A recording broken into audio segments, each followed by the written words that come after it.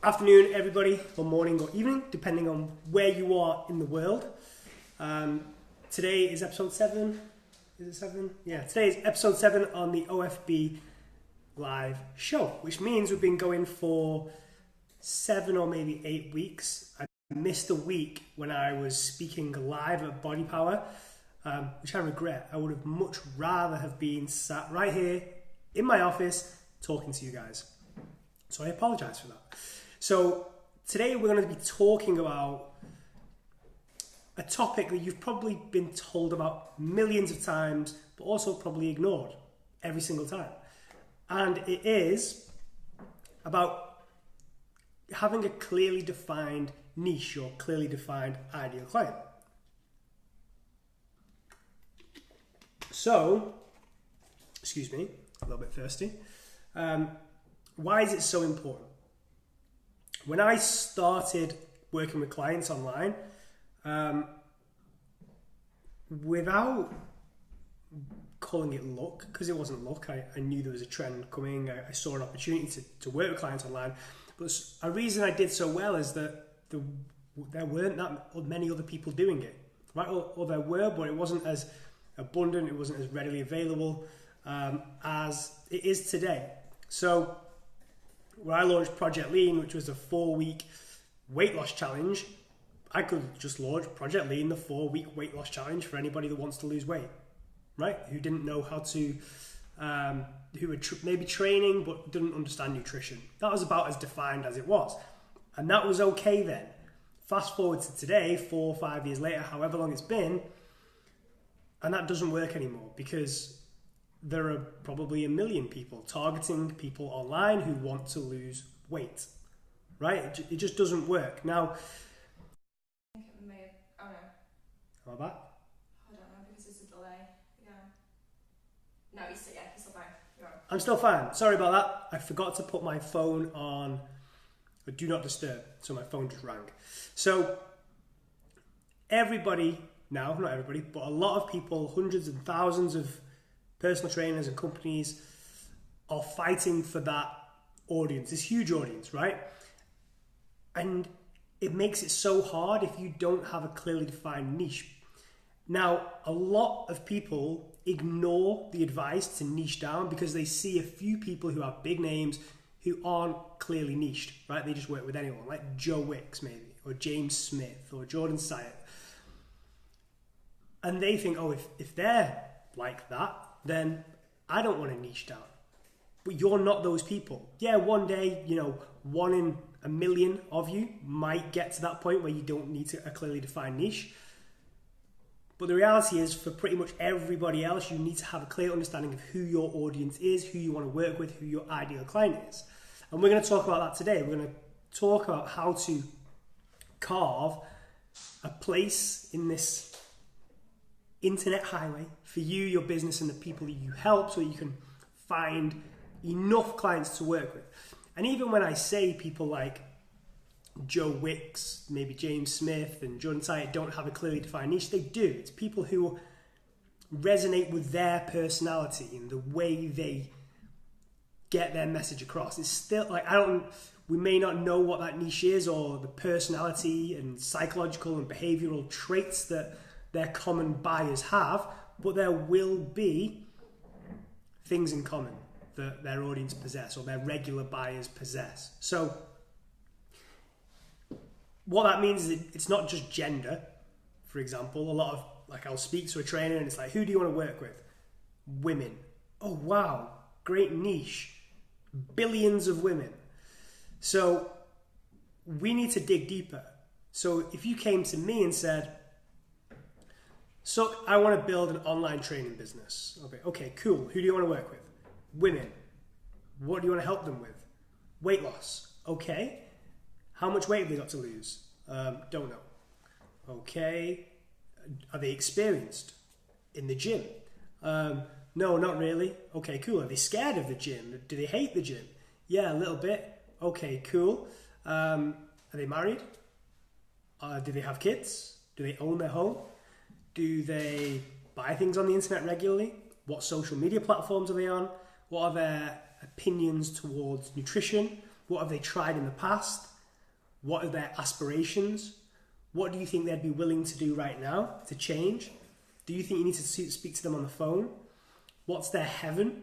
Like where they want to get to? What's their hell? What are their fears? Right? What are they scared of happening if they don't take action? Is it, are they dreading social occasions because they're worried that when they walk in the room, people will realize that they've gained weight, they're a lot bigger than they used to be? Is it that they dread looking in the mirror? Do they dread going clothes shopping? Like, what are the personality traits? You may say to me, no, they're confident as hell, but they just want to get a bit leaner because they want to be healthier. Okay, cool.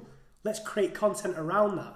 Let's create a piece of content that says, are you fed up of personal trainers telling you that you feel terrible every time you look in the mirror? Where in reality, you feel great, but you know that you just need to lose a little bit of weight to be healthy. There's your niche, right? So if you want to build a profitable online fitness business, you're going to have to find out who your niche is, and you will have one, right? You will have one. And a lot of people are afraid to turn their back on big audiences. That's why a lot of the time when I speak to trainers, it's, I want to help women lose weight. And I say, okay, cool, we need a better idea of who this ideal client is. It can't just be female fat loss, right? And there's a lot of fear that by niching down, you're going to turn your back on a huge amount of people. But the reality is, if your niche is vegan, one-legged, yoga-loving CrossFitters, there's enough for you to earn a great living, right? Maybe not, take out the one-legged, but vegan, yoga-loving CrossFitters. I guarantee there are a few thousand. You don't need a few thousand. You just need 50. And you could make an amazing amount of money, right? So we need to get away from that fear. My most successful campaigns that I've run for other people, my private clients, my students who have the most success in terms of their marketing are the ones that know how to niche down, right? So I have a student called Liam, I actually sent an email out about him this week, how he's generating 12 leads per day from his Facebook ads for £1.20 or £1.80.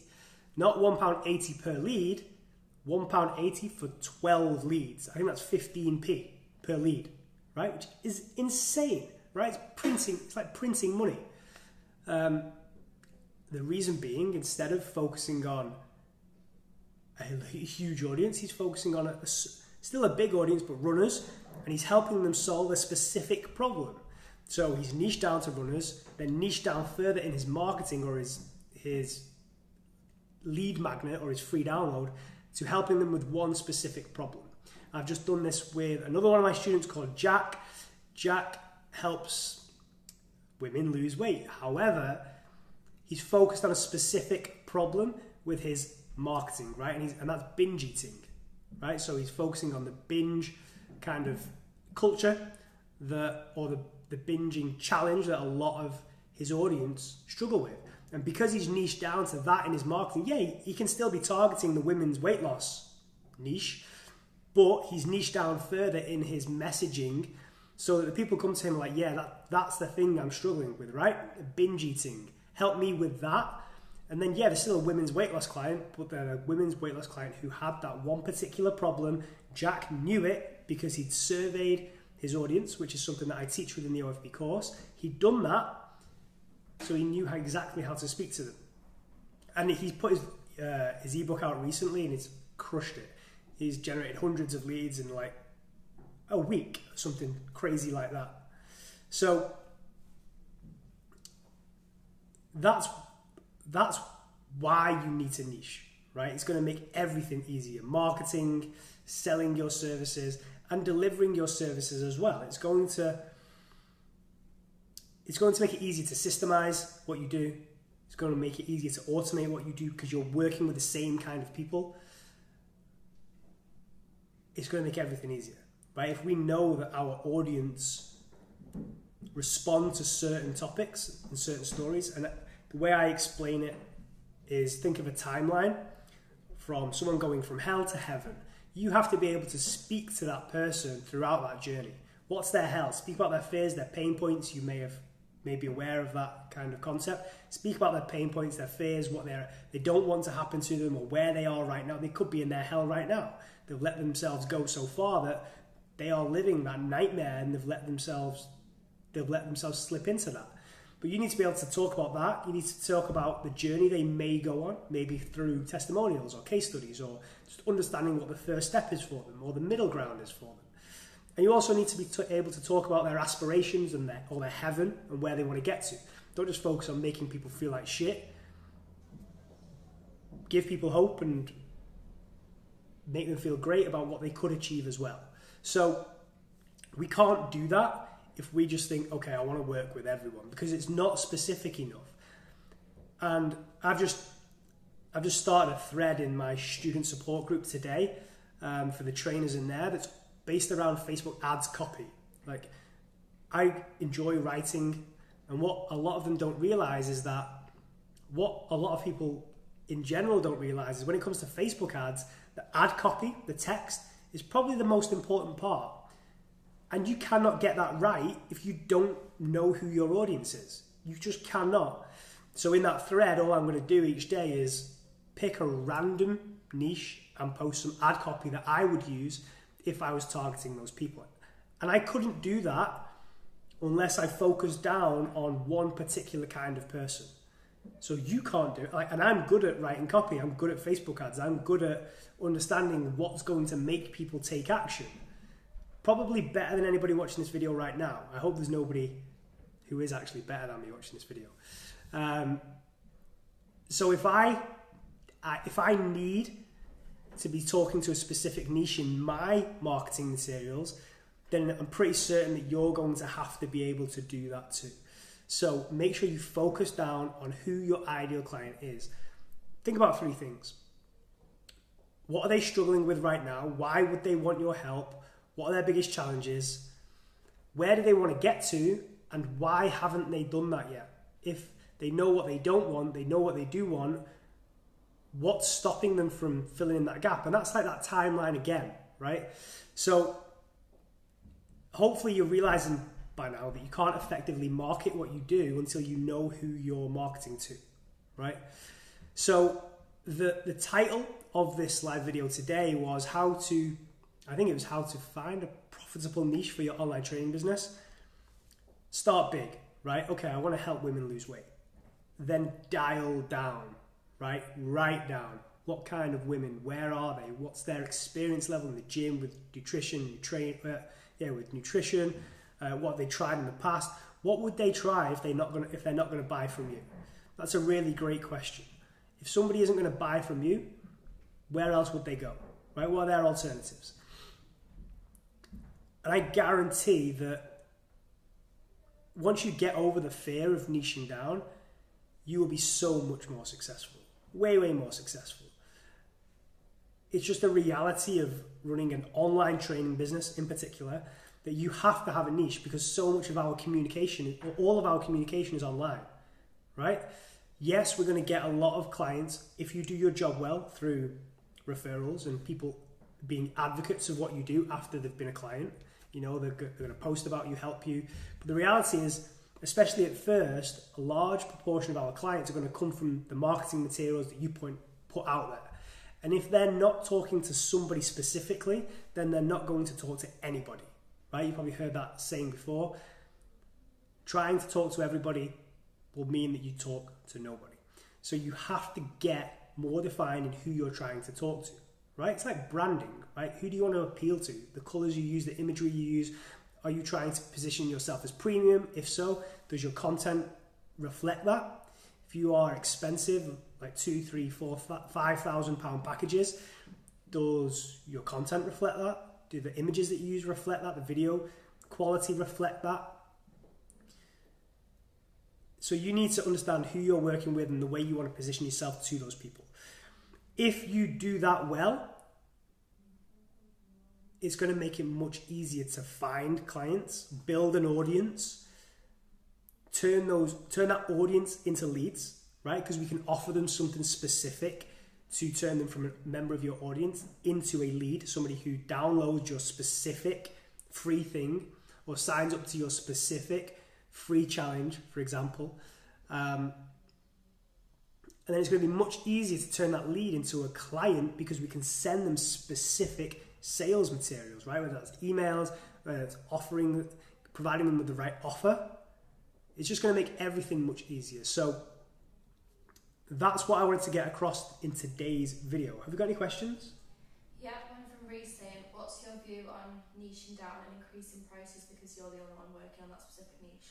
Yeah, so in case you guys didn't hear that, Reese asks what my view is on increasing your price if you niche down because there's less of you servicing that niche. 100%, that's one of the things that you can do. I'm not saying you should do it. When you gain a bit of authority in that niche, then yeah, 100% you should be increasing your price. It allows you to do that. So all the same principles apply when you niche down, like in terms of the things that work, but it just allows you to, do things like increase your price, charge more money. We had Johnny Hopkinson, if you guys are aware of Johnny, deliver a training for our students last month or the month before around high ticket selling. And that's largely what he teaches, right? He niches right down, focuses on specific problems that specific people are experiencing, and that allows him and his students to charge more money, right? So yeah, niching down definitely allows you to charge more. Hope that helps, Reese. Let me know if it does, buddy. Any more questions? No. Cool. Okay, guys, a relatively short, it's not been 20 minutes. So 20 minutes is always my target for these videos. I think we've just about hit that, or we're going to soon. If you guys have any questions, let me know. Just one quick message. Tickets for OFB Live 2018 increase in price tomorrow. So if you want to save £177, make sure you grab your ticket today for OFB Live 2018, the only event in the UK that's specific for online trainers. I'm going to be showing you how to market your services as an online trainer, sell your services as an online trainer, and deliver them as an online trainer. I will post the link to the event in the comments below as soon as I jump off this video, and I would love it if you can make it to Manchester on June 24. Like I said, tickets will increase in price tomorrow. So today's the last day to get early bird access, and there's a ton of bonuses as well that you can get if you sign up to your ticket or OFB Live 2018 today. So hopefully I'll see you there. If not, then I'm not your friend. Just jokes. Thanks for tuning in. Have a great weekend, and I will speak to you soon. Goodbye.